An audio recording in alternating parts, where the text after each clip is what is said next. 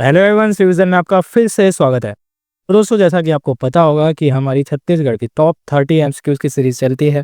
कुछ दिनों से इसकी सीरीज नहीं आ पा रही थी, लेकिन अब से ये कंटिन्यू हैगी। तो अगर आप वीडियो पे नए हैं तो पहले जाइए लाइक शेयर एंड सब्सक्राइब कर लीजिए।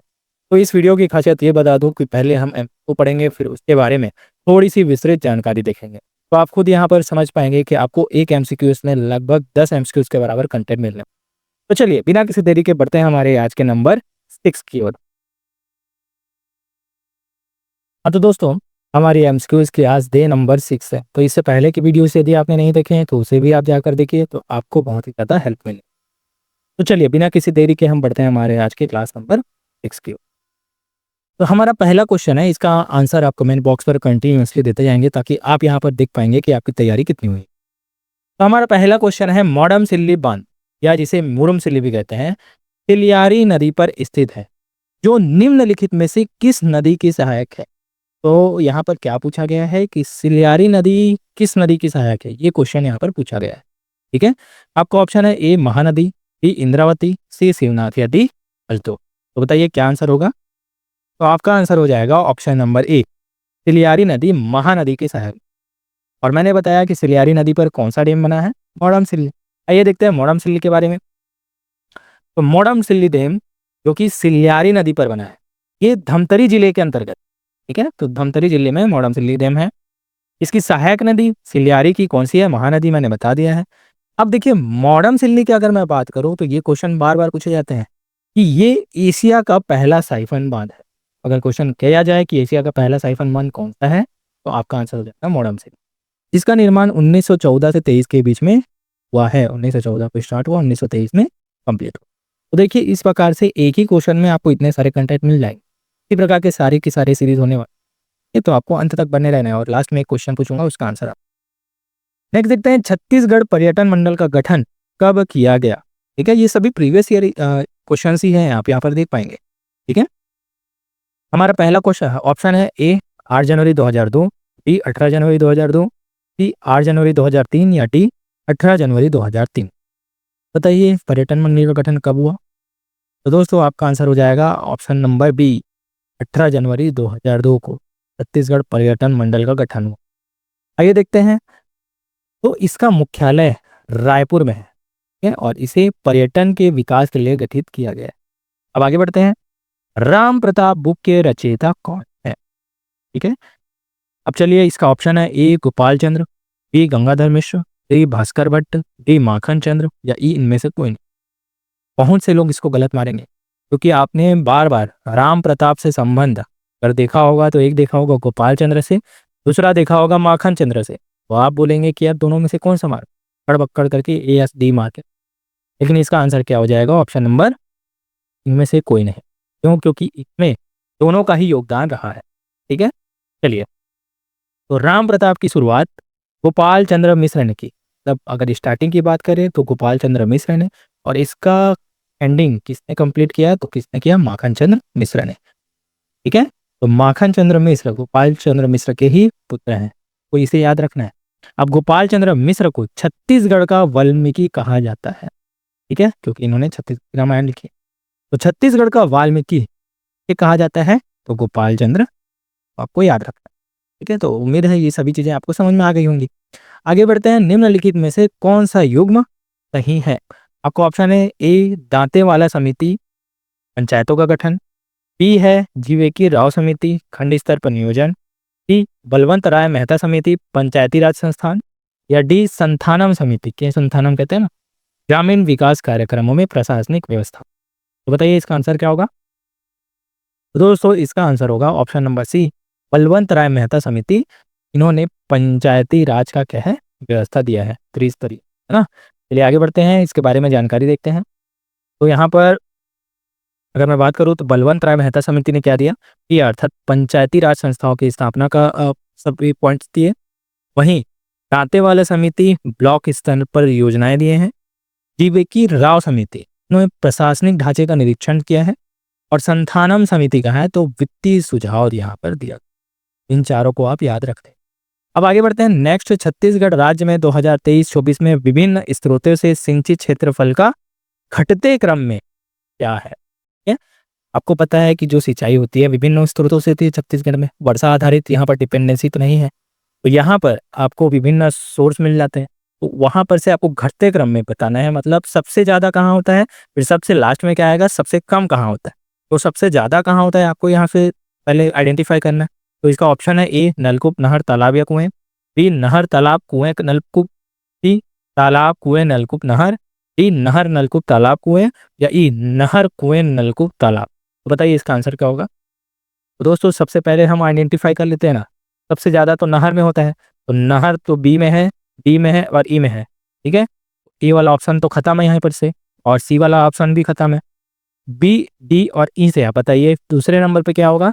दूसरे नंबर पे आता है नलकूप। तो नलकूप किसमें है अभी, ऑप्शन नंबर डी में, तो सीधा आपका आंसर क्या हो जाएगा, ऑप्शन नंबर डी। चलिए मैं परसेंट बताता हूँ। तो नहर से सर्वाधिक 56% सिंचाई नहर से होती है, फिर ट्यूबवेल अर्थात नलकूप से लगभग 38% सिंचाई होती है, और तालाबों से देखा जाए बहुत कम 1.6%, और कुओं से सर्वाधिक कम 0.8% यहाँ पर आपको देखने को मिलता है। तो सर्वाधिक और सर्व से कम अगर मैं बात करूँ तो नहर से सर्वाधिक और कुएं में सबसे कम, इस प्रकार से, ठीक है। ये क्वेश्चन बार बार रिपीटेड होते हैं। अब नेक्स्ट देखें, कलचुरी राजवंश की किस शाखा ने छत्तीसगढ़ में राजनीतिक सत्ता स्थापित की है भैया। तो बताइए क्या होगा।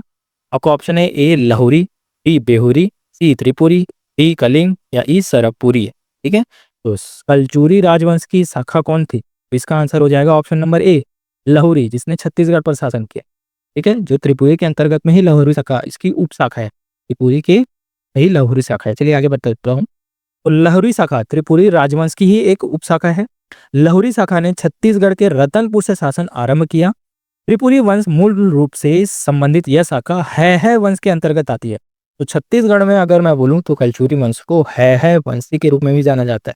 इसीलिए एक पुस्तक आई थी तारीख ए है वंशी, इसको लिखा था बाबू रेवाराम, ठीक है। इन्हें छत्तीसगढ़ के प्रथम इतिहासकार की संज्ञा प्राप्त है। इन्होंने लिखा था तारीख ए है वंशी। इसमें जो कलचुरी राजाएं हैं उनका विस्तृत इतिहास मिलता है। तो ये पुस्तक इन्होंने लिखी थी, जो है वंशी राजाओं का पहला व्यवस्थित और संगठित इतिहास माना जाता है। ये क्वेश्चन भी आपसे बन सकता है, पूछ सकता है कि है वंशी राजाओं का पहला व्यवस्थित और संगठित इतिहास कौन से पुस्तक में आपको देखने को मिलता है। तो आपका उत्तर हो जाएगा तारीख ए है वंश। तो किसने लिखा, बाबू रेवाराम। ये क्वेश्चन रट लो, ठीक है। नेक्स्ट देखें, इस राज्य में मराठा शासन काल में मोकासा ग्राम का अर्थ क्या होता है। आपका ऑप्शन है ए दान दिया गया ग्राम, बी वन ग्राम, सी प्रथम श्रेणी का ग्राम, या डी उपयुक्त में से कोई नहीं। में पूछा गया क्वेश्चन है। मोकासा ग्राम आपका आंसर हो जाएगा ऑप्शन नंबर ए दान दिया ग्राम होता है। इसमें ना तो कोई राजस्व, ठीक है। चलिए, तो मोकासा ग्राम एक दान में दिया गया ग्राम होता है। मराठा काल में यह व्यवस्था प्रचलित थी, वहीं जो कि राजस्व से पूर्ण रूप से छूट प्राप्त हो, ठीक है। इसमें राजस्व देना ही नहीं पड़ता, दान में दिया गया ग्राम, ठीक है। तो चलिए आगे बढ़ते हैं। आवापल्ली गुफा स्थित है, तो बताइए क्या होगा। ऑप्शन है ए दंतेवाड़ा, बी बीजापुर, सी नारायणपुर, या डी सिकुमा, या ई इनमें से कोई नहीं। बताइए आवापल्ली किसमें है। इसका आंसर हो जाएगा ऑप्शन नंबर बी बीजापुर जी। चलिए बीजापुर में स्थित और मैं गुफाएं बता दूं तो नडापल्ली, और ये सकल नारायण गुफा आपको रट लेना है। भगवान कृष्ण की मूर्ति आपको देखने को मिलेगी। तो सकल नारायण गुफा कहाँ है, तो बीजापुर जिले में। यहाँ पर रामायण महाभारत के साक्ष्य देखने को मिलते। फिर लंका गुफा कहाँ है, बीजापुर, ठीक है। फिर है सुकमा में है गुप्तेश्वर गुफा, बार बार पूछा गया क्वेश्चन। सुकमा जिले में है गुप्तेश्वर गुफा, और बीजापुर में आपको याद रखना है नडापल्ली, आवापल्ली, सकल नारायण और लंका गुफा। आगे देखते हैं, रायपुर को नगर निगम का दर्जा कब मिला। आपका ऑप्शन है ए वर्ष 1951 में, बी वर्ष 1956 में, सी वर्ष 1961 में, डी 1962 में, या उपरोक्त में से कोई। बताइए इसका आंसर क्या होगा। तो दोस्तों रायपुर को नगर निगम का दर्जा ऑप्शन नंबर डी सन 1967 अर्थात 1967 में। तो देखिए रायपुर को सन 1867 में नगर पालिका का दर्जा मिला, ठीक 100 साल बाद प्लस 100 है ना, 100 साल बाद ही इसे नगर निगम का दर्जा मिला। इस प्रकार से आप याद रख सकते, 100 साल का डिफरेंस। अब छत्तीसगढ़ की राजधानी है रायपुर, बताइए होगा। आगे बढ़ते हैं, 2007 के बाद किस दिन को छत्तीसगढ़ी राजभाषा दिवस के रूप में मनाया जाता है। 2007 के बाद जब छत्तीसगढ़ी को विधानसभा में राजभाषा का दर्जा दिया गया था, तो इनडायरेक्टली क्या पूछा गया कि छत्तीसगढ़ी को है ना, विधानसभा में राजभाषा का दर्जा कब दिया गया? आपको ऑप्शन है ए 28 मई, बी 28 जुलाई, सी 28 सितंबर या डी 28 नवंबर। तो इससे पहले की क्लासेस अगर आपने देखी होगी तो मैंने सभी चीज बता चुका, बस क्वेश्चन को घुमा कर पूछ रहा है। तो इसका आंसर हो जाएगा ऑप्शन नंबर डी 28 नवंबर को। ठीक है, तो छत्तीसगढ़ी राजभाषा दिवस कब मनाया जाता है? 28 नवंबर को। ये क्वेश्चन भी तो बनेगा। तो चलिए, तो 28 नवंबर को राजभाषा दिवस मनाया जाता है क्योंकि इसी दिन ये विधेयक और छत्तीसगढ़ विधानसभा में पारित हुआ। ठीक है, राजभाषा दिवस 28 नवंबर को याद रखना, हर वर्ष राजभाषा दिवस 28 को मनाया जाता है। नेक्स्ट है छत्तीसगढ़ में कोयला, ठीक है, इस युग की चट्टानों में मिलता है? तो आपका ऑप्शन है ए गोंडवाना, बी धारवाड़, सी कुड़प्पा कडप्पा और डी प्राचीनतम युग। तो बताइए इसका आंसर क्या होगा? तो कोयला, कोयला हो जाएगा आपका ऑप्शन नंबर ए गोंडवाना युग। चलिए आगे बताता हूँ मैं। देखिए जो शैल समूह है ना, इनको विभिन्न भागों में बांटा गया है, तो मैंने आपको यहाँ पर बताता हूँ। सर्वाधिक अगर मैं बात करूँ तो आर्कियन शैल पूरे छत्तीसगढ़ में फैला हुआ है, और आर्कियन का ही भाग है क्या है? धारवाड़। तो धारवाड़ यहाँ पर नॉर्थ में और यहाँ दक्षिण में आपको देखने को मिलेगा, इस एरिया में यहाँ पर आप देख पाएंगे। ठीक है, और वहीं हड़प्पा शैल समूह छत्तीसगढ़ के मैदानी भाग में, बीच वाले भाग में। ठीक है, और फिर गोंडवाना आपको यहाँ पर पूर्वी बघेलखंड का क्षेत्र और दिखेगा। ठीक है, और दक्कन ट्रैप आपको यहाँ पर देखने को मिल जाएगा, और यहाँ पर साइड में। ठीक है, तो फैले हुए हैं। अब यहाँ पर से क्या क्या खनिज आपको देखने को मिलते हैं? तो सबसे पहले अगर मैं धारवाड़ की बात करूँ तो धार ट्रिक की बता देता हूँ, और इसको पर्सनल लाइफ से कनेक्ट नहीं कीजिए, ठीक है, सिर्फ याद रखने के पर्पज। तो धारवाड़ है ना, तो धारवाड़ शैल समूह अगर मैं बोलूँ तो धारवाड़ से, धार से हो जाएगा लोहा। लोहे में क्या होता है? धार होता है ना, तो धार से आप याद रखेंगे लोहा। तो धारवाड़ शैल समूह क्या क्या मिलता है? लोहा। अब गोंडवानों को हम दो भागों में बांटते हैं, एक होता है ऊपरी गोंडवाना, दूसरा होता है निचली गोंडवाना। ठीक है, और यहाँ पर मध्य गोंडवाना नहीं पाया जाता, आपको ये याद रखना है। तो देखिए ऊपरी गोंडवाना या निचली गोंडवाना, तो गोंडवाना में अगर मैं बात करूँ तो गोड़, गोड़ ऐसे याद रखना है, गोड़ क्या होते हैं? काले। ठीक है, तो काला क्या हो जाएगा? कोयला। तो सिर्फ ये ऐसा कुछ नहीं है गोड़ काले होते हैं, ठीक है, ये सब चीज पर्सनल नहीं है, सिर्फ एक तरीका है, अन्यथा में लेकिन मत लीजिएगा, थोड़ी ना काली होता है। तो गोड़ से क्या हो जाएगा? काले। ठीक है, अब उस प्रकार से कडप्पा शैल समूह की अगर मैं बात करूं तो कडप्पा से क्या हो जाएगा? चूना पत्थर और डोलोमाइट। ठीक है, तो कडप्पा से चूना पत्थर, डोलोमाइट, और दक्कन ट्रैप से बॉक्साइट मिलता है। ठीक है, अब कोयला गोंडवाना युग की चट्टानों में आता है, वही कोरबा, सरगुजा, रायगढ़ प्रमुख क्षेत्र में विस्तृत है। नेक्स्ट देखिए, छत्तीसगढ़ उच्च न्यायालय के प्रथम कार्यवाहक मुख्य न्यायाधीश कौन थे? तो कार्यवाहक क्या होता है? जैसे मैं अभी प्रधानमंत्री हूँ, मान लिया प्रधानमंत्री हूँ, मैं कहीं गया हूँ या मेरी आकस्मिक मृत्यु थी, मेरे जगह पे कौन मेरा काम को संभालेगा? वह होता है कार्यवाहक। प्रधानमंत्री ज्यादा हो गया क्यों? तो आपका ऑप्शन है ए श्री दिनेश नंदन साय, बी श्री मोहन शुक्ल, सी श्री ओम पुरक शशांक, या D Shri R S Garg. तो उच्च न्यायालय के प्रथम कार्यवाहक न्यायाधीश कौन थे? Option number D Shri R S. ठीक है, तो चलिए छत्तीसगढ़ उच्च न्यायालय की मैं बात करूं तो छत्तीसगढ़ उच्च न्यायालय की स्थापना जब राज्य स्थापना हुई थी, 1 नवंबर 2000 को छत्तीसगढ़ उच्च न्यायालय भी बना और छत्तीसगढ़ राज्य का भी निर्माण हुआ, मध्य प्रदेश से अलग होकर। स्थान देखिए तो बिलासपुर के बोदरी में है ना, ये देश का 19वां उच्च न्यायालय है, आपको याद रखना है 19। मध्य प्रदेश पुनर्गठन अधिनियम 2000 के तहत इसका भी गठन हुआ, ठीक उसी प्रकार छत्तीसगढ़ राज्य का गठन भी मध्य प्रदेश के अंतर्गत हुआ है। ठीक है, नेक्स्ट देखते हैं, छत्तीसगढ़ ब्रदरहुड एसोसिएशन बनाई गई। आपको ऑप्शन है ए उपचंद बघेल, बी बिंबाजी भोसले, सी वीरनारायण सिंह, डी चंदूलाल चंद्राकर, या ई घासीदास। तो बताइए ब्रदरहुड एसोसिएशन, तो इसका आंसर हो जाएगा ऑप्शन नंबर ए उपचंद बघेल द्वारा। ठीक है, तो ये क्या है? एक सामाजिक संगठन। इस प्रकार से मैं पूरे संगठन को एक साथ सीरीज में लेकर आऊंगा, साथ ही साथ इसके ट्रिक भी लेकर आऊंगा कि आपको सभी चीजों को कैसे याद करना, क्योंकि ये क्वेश्चंस बार बार परीक्षा में आपको देखने को मिलते हैं। नेक्स्ट देखते हैं, कोमो मंडल के अधिपति वज्जू या वजू वर्मा की पुत्री नोनल्ला से विवाह किस कलचुरी राजा ने किया? बताइए भैया, थोड़ा टफ क्वेश्चन चाहिए था ना, टफ नहीं है, बस घुमा के पूछा। तो बताइए नोनल्ला से विवाह किसने किया? तो आपका ऑप्शन है ए रत्नराज प्रथम, बी रत्नराज द्वितीय, सी रक्त प्रताप मल्ल, डी जाजलदेव प्रथम। तो दोस्तों नोनल्ला से विवाह आपका ऑप्शन हो जाएगा ऑप्शन नंबर ए रत्नराज प्रथम ने, जो कि रत्न के पिताजी थे। चलिए आगे देखते हैं, तो रत्नराज प्रथम रत्नदेव प्रथम के पिता हुए, तो इनकी माता कौन हुई? नौलल्ला। ठीक है, लाइन की माता हुई। और ये किनकी पुत्री थी? वजू वर्मा, ओमोमंडल, है ना। तो नोनल्ला देवी से विवाह करने के कारण इनका पूर्वी क्षेत्रों में संबंध स्थापित और उनका राज्य विस्तार हुआ। इनका अजी रत्न राजप्रथम। ठीक है, अब आगे आते हैं, निम्नलिखित में से किसने छत्तीसगढ़ में मराठा शासन के दौरान आय व्यय का हिसाब रखा? तो आपका ऑप्शन है ए गौटिया, बी परादार, सी कमाविजदार या डी फडणवीस। बताइए, आय व्यय का हिसाब किसने रखा? दोस्तों आपका आंसर हो जाएगा ऑप्शन नंबर डी फडणवीस, जो कि कमाविजदार को रिपोर्ट करते थे, है ना। तो फडणवीस आय व्यय का हिसाब रखता था। वहीं ये परगना स्तर का राजस्व अधिकारी होता था। तो ये क्वेश्चन भी पूछ सकता है कि परगना स्तर का राजस्व अधिकारी कौन था? कौन था? फडणवीस। और ये किसको सूचना देता था? कमाविजदार को। जाहिर सी बात है, कमाविजदार इससे ऊपर हुआ। ठीक है, फिर आगे बढ़ते हैं। महानदी इनमें से किससे निकलती है? हलवा क्वेश्चन, बताइए। ए कांदा, बी गड़िया पर्वत, सी बैलाडीला, डी महासियावा या ई कैलाश।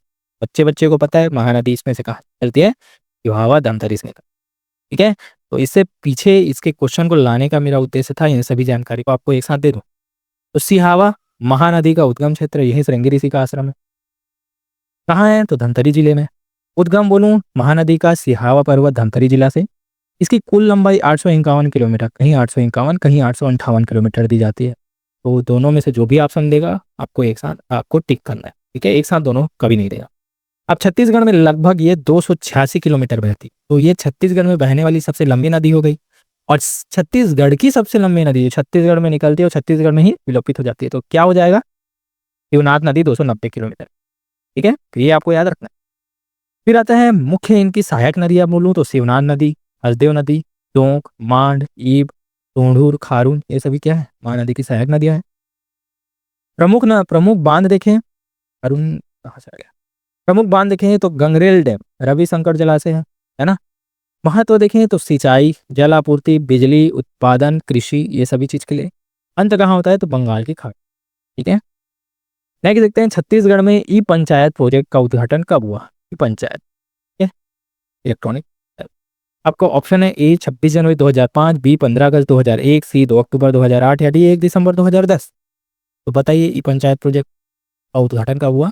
तो इसका उद्घाटन हुआ ऑप्शन नंबर ए 26 जनवरी सन 2005 में। ठीक है, तो ई पंचायत आईसीटी अर्थात इंफॉर्मेशन कम्युनिकेशन टेक्नोलॉजी आधारित प्रबंधन, पंचायत प्रबंधन है ना। अभी सब पंचायत को डिजिटली किया गया ना। अब छत्तीसगढ़ में शुभारंभ इसका 26 जनवरी 2005 में हुआ। डिजिटल पारदर्शिता और कार्यक्षमता का लक्ष्य क्या है? ये मोटिव है। आगे देखते हैं, पूजा के फूल किनकी कृति है? आपको ऑप्शन है ए मुकुटधर पांडे, ए लाला जगदलपुरी, सी पद्मलाल पुन्नालाल बख्शी या डी घनश्याम। तो पूजा के फूल आपका आंसर हो जाएगा option number A Mukutdhar Pandey. ठीक है, अब देखते हैं, पूजा के फूल एक छायावादी काव्य संग्रह। मैं आपको बता दूं कि छायावाद अर्थात प्रकृति से संबंधित है। तो छायावाद के प्रवर्तक कौन थे? मुकुटधर पांडे आपका उत्तर हो जाएगा। तो छायावाद के प्रवर्तक मुकुटधर पांडे। इसमें शुद्ध सौंदर्य, प्रकृति और आध्यात्मिकता का मिश्रण होता है। छायावाद के बारे में मैंने बता दिया कि प्रकृति का वर्णन छायावाद की पुस्तकों में होता है। अब आगे देखते हैं, मड़वा महल कहाँ स्थित है? ये बार बार फिर से रिपीटेड क्वेश्चन है। आपका ऑप्शन है ए बिलासपुर, बी रायगढ़, सी कोरिया, डी कवर्धा। कहाँ है भाई? ऑप्शन नंबर डी, सीधा कवर्धा में डालते हैं ना यार, रिपीटेड क्वेश्चन है। तो मड़वा महल कवर्धा अर्थात कबीरधाम जिले में है। इसका निर्माण 1349 अर्थात 1349 ईस्वी में फड़ी नागवंशी शासक रामचंद्र देव द्वारा किया गया था। तो रामचंद्र देव और अंबिका देवी का जो विवाह है ये हुआ था। ठीक है, आपको ये याद रखना है। नेक्स्ट देखते हैं, 7 जिलों से इस परसरत जिला है। देखिए, देखने को तो बहुत ईजी लगेगा, लेकिन यहाँ पर आपको सोचने को ये मजबूर कर देता। तो इसलिए जो इजी क्वेश्चंस है ना, एग्जाम टाइम में टफ बन जाते हैं ये चीज। आप टफ को तो पढ़ के जाते हैं, लेकिन इस प्रकार से इजी क्वेश्चन को छोड़ देते हैं ताकि वो जो है इसी समझ के ही आप गलत करके आते हैं।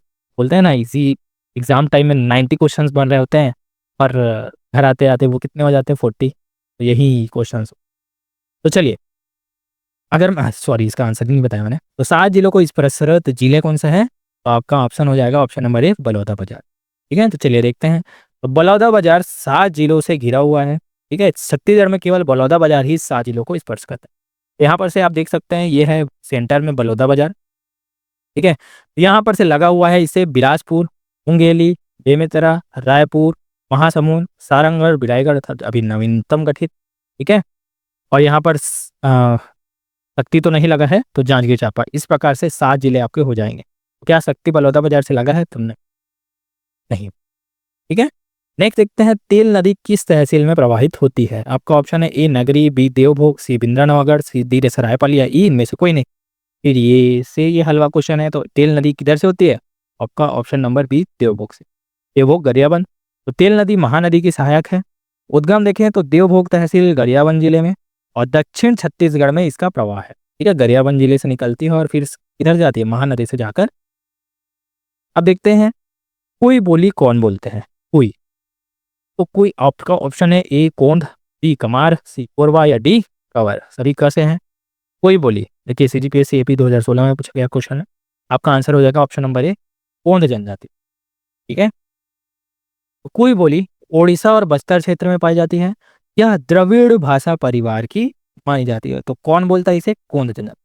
ठीक है, अब है छत्तीसगढ़ी व्याकरण से संबंधित क्वेश्चन। मैंने कहा है मिसलेनियस क्वेश्चन मैं आपको दूंगा, ठीक है, हर टॉपिक से यहाँ पर कवर होंगे।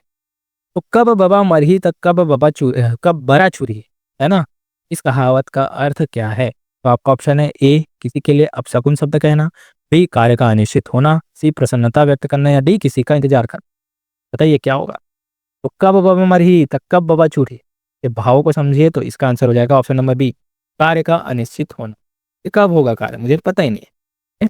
नेक्स्ट देखिए, भगवान राम ने छत्तीसगढ़ में किस जिले से प्रवेश किया था? ठीक है, तो आपका ऑप्शन है ए जसपुर, बी सरगुजा, सी कोरिया या डी एक कोई। ठीक है, तो देखिए अभी आंसर आपका क्या हो जाएगा? ऑप्शन नंबर सी कोरिया से। ठीक है, लेकिन अभी नया गठित कौन सा हुआ है? एमसीबी मनेन्द्रगढ़ चिरमिरी भरतपुर। ठीक है, अब देखिए राम वनगमन पथ के अंतर्गत छत्तीसगढ़ के 9 क्षेत्रों को शामिल किया गया है।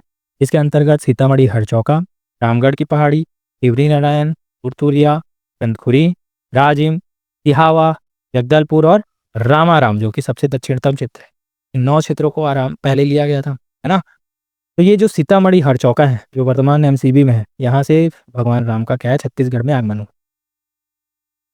ठीक है, तो सीतामढ़ी हरचौका कहाँ है? पवाई नदी के तट पर। ठीक है, और ये राम वनगमन के अंतर्गत आता है। नेक्स्ट देखें, तो इस राज्य का प्रथम मराठा शासक निम्नलिखित में से कौन था?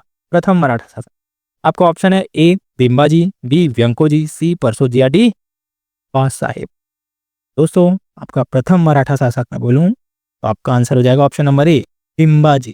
तो बिम्बाजी भोसले प्रथम मराठा शासक थे। चलिए इनके बारे में विस्तृत जानकारी देखते हैं हम। तो बिम्बाजी भोसले, जिनका कार्यकाल 1741 से 1780 के बीच में रहा है, तो इन्होंने नागपुर के सहायक के रूप में छत्तीसगढ़ में शासन किया। रतनपुर और रायपुर का एकीकरण इन्होंने किया। परगना पद्धति की शुरुआत भी किसने की? बिम्बाजी भोसले। एक एक इंपॉर्टेंट पॉइंट को मैंने यहाँ पर इंसर्ट किया है। राजनांदगांव व खुज्जी जमींदारी की स्थापना की। रतनपुर में न्यायालय व राम मंदिर का भी निर्माण कराया। रायपुर में बूढ़ा तालाब की नींव रखी। दूधाधारी मठ का पुनर्निर्माण कराया। मराठी, गोड़ी, उर्दू को प्रचलित किया। विजयादशमी पर स्वर्ण पत्र परंपरा शुरू की। विजयादशमी दशहरा के पर्व, इन्होंने राजस्व व्यवस्था लागू की। वहीं इनकी 3 पत्नियां थी। एक थी आनंदीबाई, दूसरी उमाबाई, तीसरी रमाबाई।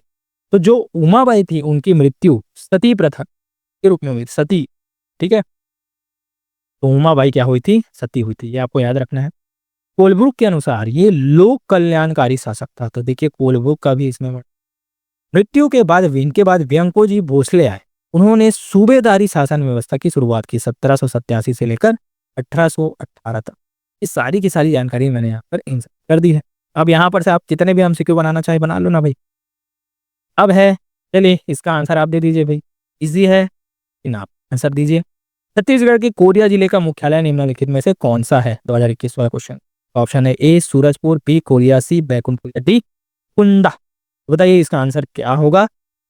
देखते हैं किसको कितना समझ में आ रहा है। अगर अच्छी लग रही है क्लासेस तो लाइक शेयर एंड सब्सक्राइब ठोको ना, और ज़्यादा से ज़्यादा शेयर करो। ये पीडीएफ अपने टेलीग्राम चैनल में मैं अपलोड कर दूंगा, वहाँ पर देख सकते। तो दोस्तों इसी प्रकार की वीडियोस अगर चाहिए तो हाँ लिखिए, ना तो ना भी लिखिए। साइंस चाहिए तो साइंस लिखिए, कोशिश करूँगा कि आपको वो सीरीज। तो दोस्तों आज के मेरे वीडियो पर बने रहने के लिए धन्यवाद। मिलते हैं अपने नेक्स्ट वीडियो में नए कंटेंट के साथ।